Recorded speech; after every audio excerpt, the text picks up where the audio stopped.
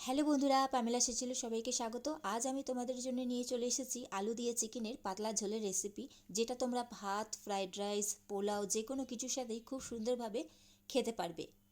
Basically chicken রান্না করলে আমি কখনোই আলুর ব্যবহার করি না, আর যেহেতু এটা রাইসের সাথে সার্ভ করা হয়েছিল তাই আমি এর মধ্যে আলুটা ব্যবহার করেছিলাম। আমার চ্যানেলে চিকেনের আরও অনেক রকমের রেসিপি আছে বন্ধুরা, তোমরা চাইলে সেগুলো দেখে নিতে পারো।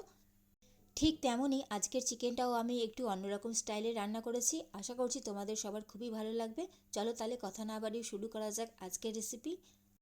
সবার প্রথমেই আমি কড়াইতে তেল অ্যাড করেছি, আর এর মধ্যে নুন আর হলুদ অলরেডি দিয়ে দিয়েছি। তেল গরম হয়ে গেছে। এখন সবার প্রথমে আমি আলুগুলো লাল লাল করে ভাজা করে তুলে নেব।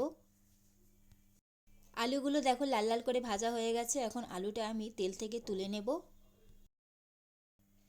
এখন এই তেলের মধ্যেই আমি গোটা গরম মশলা দিয়ে দিচ্ছি, এলাচ, লবঙ্গ, দারচিনি, আর এর সাথেই গোটা জিরে সামান্য একটু দিয়ে দিচ্ছি। এখন এর মধ্যে দুটো বড় সাইজের পেঁয়াজকে ছোটো ছোটো কুচি করে কেটে রেখেছিলাম, সেটা আমি দিয়ে দিচ্ছি। এটা খুব বেশি পাতলাও হবে না চিকেনটা, আর খুব বেশি ঘনও হবে না।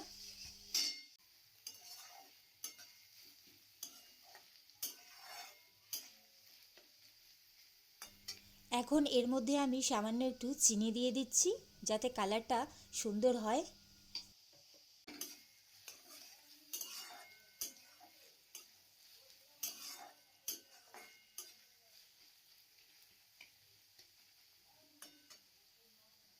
পেঁয়াজটা দেখো আমি ভাজা করে নিয়েছি। এখন এর মধ্যে আমি একটা পেস্ট দিয়ে দিচ্ছি। এর মধ্যে আছে আদা, রসুন, কাঁচা লঙ্কা, শুকনো লঙ্কা আর সামান্য একটু টমেটো ভালো করে পেস্ট করে নিয়েছি, সেটা দিয়ে দিচ্ছি আমি। চিকেন নিয়ে এক্সপেরিমেন্ট করতে আমার খুবই ভালো লাগে, তাই যখন যেরকম ইচ্ছে হয় আমি সেইভাবে নিত্য নতুনভাবে চিকেনটা একটু রান্না করার চেষ্টা করি।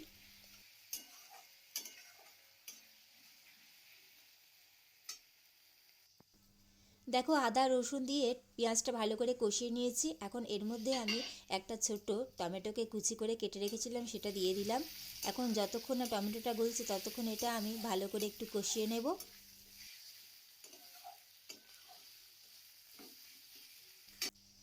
দেখো টমেটোটাও অনেকটাই গলে গেছে। এখন এর মধ্যে আমি কিছু গুঁড়ো মশলা অ্যাড করে দেবো। তার জন্য আমি পরিমাণ মতন হলুদ গুঁড়ো, কাশ্মীরি লঙ্কার গুঁড়ো আর ধনে গুঁড়ো নিয়েছি।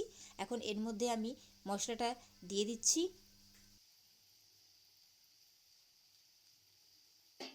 এর সাথেই আমি পরিমাণ মতন নুন দিয়ে দিচ্ছি। এখন সমস্ত মশলা ভালো করে কষিয়ে নেব আমি। আমার চ্যানেলে আরও অনেক রেসিপি আছে বন্ধুরা, তোমরা চাইলে সেগুলো দেখে নিতে পারো। ভালো লাগলে অবশ্যই আমার চ্যানেলটি সাবস্ক্রাইব করে আমার পাশে থেকো।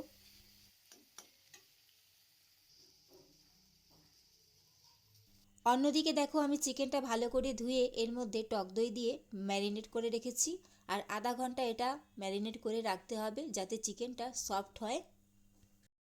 অন্যদিকে মশলাটাও ভালো করে কষানো হয়ে গেছে। এখন ম্যারিনেট করে রাখা চিকেনটা আমি দিয়ে দিচ্ছি। শুধুমাত্র আমি এখানে টক দই দিয়েই মাখিয়ে রেখেছিলাম।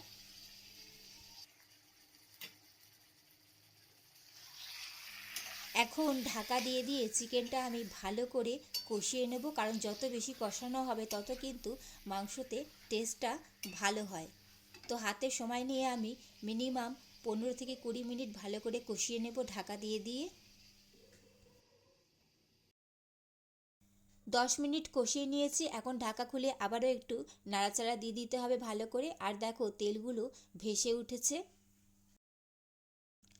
ঢাকা দিয়ে কষাতে কষাতে চিকেনটা প্রায় আমি 50% সেদ্ধ করে নেব। আর যেহেতু দই দেওয়া আছে তাই চিকেনটা নরমই হবে। দেখতেই পাচ্ছ তোমরা কালারটা কত সুন্দর হয়েছে।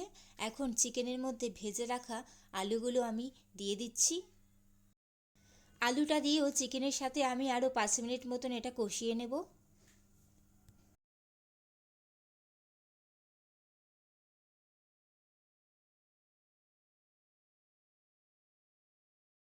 আলুটা দিয়ে 5 থেকে 10 মিনিট আমি কষিয়ে নিয়েছি। এখন ম্যারিনেট যেটাতে করেছিলাম সেই বাটি ধোয়া জল দিয়ে দিচ্ছি। আর অবশ্যই আমি এখানে গরম জল ব্যবহার করেছি। এখন ঢাকা দিয়ে আমি সেদ্ধ করে নেব। ফিরে এলাম বন্ধুরা 20 থেকে 25 মিনিট বাদে। আর এখন আমি এর মধ্যে ওপর থেকে একটু ধনেপাতা কুচি ছড়িয়ে দেব। এর সাথেই আমি সামান্য একটু গরম মশলার গুঁড়ো দিয়ে দিচ্ছি। মাংসটা অনেকটাই সেদ্ধ হয়ে গেছে। এখন ভালো করে নাড়াচাড়া দিয়ে আমি এটা আরও 10 মিনিটের জন্য ঢাকা দিয়ে রেখে দেব, তাহলে পুরোটাই একদম সেদ্ধ হয়ে যাবে।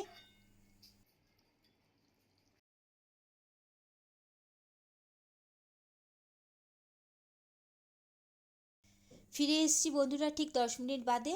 আর এই সময় কিন্তু সমস্ত কিছু সুন্দরভাবে সেদ্ধ হয়ে গেছে। অলরেডি সেদ্ধ হয়েছিল, যেহেতু আমি গরম মশলা আর ধনেপাতাটা দিলাম তাই 10 মিনিটের জন্য আরও একটু কুক করে নিয়েছি। তো মাংস রেডি হয়ে গেছে বন্ধুরা। আর আমি এর থেকে আর বেশি ফোটাবো না, কারণ ঝোলটা অনেকটাই মাখা মাখা আছে।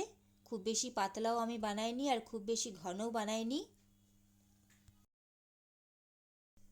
গ্যাসের ফ্লেম আমি অফ করে দিয়েছি আর এটা আমি ঢাকা দিয়ে রেখে দেবো যতক্ষণ না সার্ভ করা হবে। তো বন্ধুরা, রেডি হয়ে গেল আলু দিয়ে চিকেনের পাতলা ঝোল। কেমন লাগলো তোমাদের আজকের এই রেসিপি? অবশ্যই সেটা কমেন্ট করে জানাবে। ভালো লাগলে অবশ্যই লাইক কমেন্ট শেয়ার করে দিও, এবং অবশ্যই এরকম নিত্য নতুন রেসিপি পাওয়ার জন্য আমার চ্যানেলটি সাবস্ক্রাইব করে আমার পাশে থেকো বন্ধুরা। চলো তাহলে আজকের মতন আসি। চলো, টাটা।